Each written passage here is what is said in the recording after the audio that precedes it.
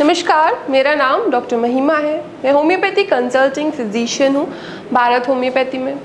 Liver की बहुत सारी बीमारियाँ होती हैं, पर हमें कन्फ्यूजन होता है कि क्या होती है, कैसे होती है। तो इसी के बारे में आज हम बात करेंगे कि लीवर की बीमारियों के नाम के बारे में and types of liver disease की लीवर की बीमारी के कितने प्रकार हैं।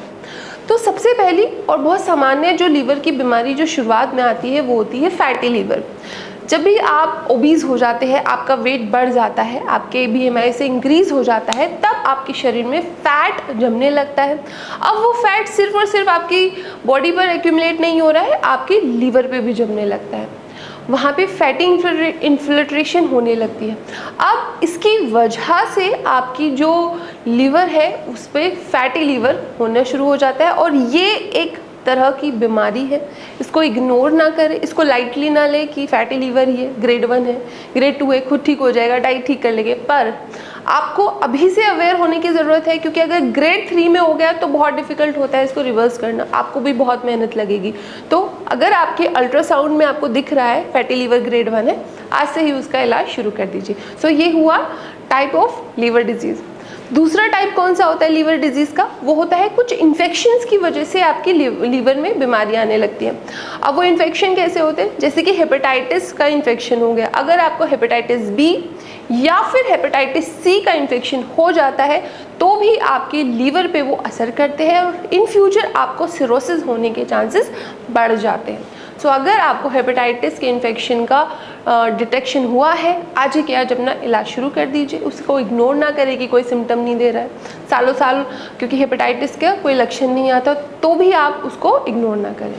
चलिए थर्ड टाइप पे चलते हैं। थर्ड टाइप है जब आपके लीवर में गांठें बनने लगी है। गांठें कैसे बनेगी? जब आपकी लीवर की जो सेल्स है वो डेड होने लगी है, लीवर की सेल्स सही से काम नहीं कर रही है, तभी आपकी जो लीवर है वो प्राकृतिक तौर पर आपकी लीवर को बचाने के लिए, लीवर की सेल्स को बचाने के लिए एक्स्ट्रा वर्क कर रहा है, और वही एक्स्ट्रा वर्क गांठों के रूप में आता है, फाइब्रोसिस के रूप में आता है। तो फाइब्रोसिस भी एक लीवर की बीमारी होती है।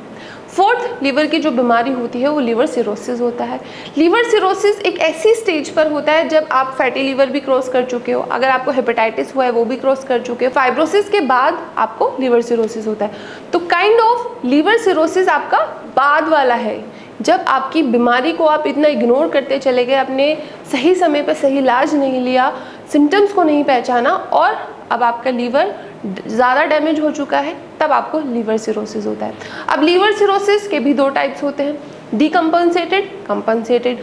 अब आपका लीवर कितना खराब हो चुका है वो भी डिपेंड करता है लीवर सिरोसिस की स्टेजेस में।